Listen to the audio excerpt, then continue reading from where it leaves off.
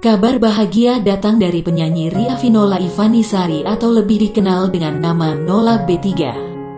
Di usianya ke-43 tahun, Nola melahirkan anak keempatnya dengan sang suami, Baldi Mulya Putra. Sebelumnya, Nola dan sang suami telah memiliki 3 anak, 1 laki-laki 2 perempuan. Anak keempat Nola dan Baldi berjenis kelamin perempuan dan diberi nama Aladia Odeta Nageya Ayu. Anak perempuannya yang ketiga itu lahir di hari yang sama dengan anak kedua Raffi dan Nagita pada Jumat pagi kemarin tanggal 26 November tahun 2021. Ia sempat mengalami tensi naik dan HB rendah.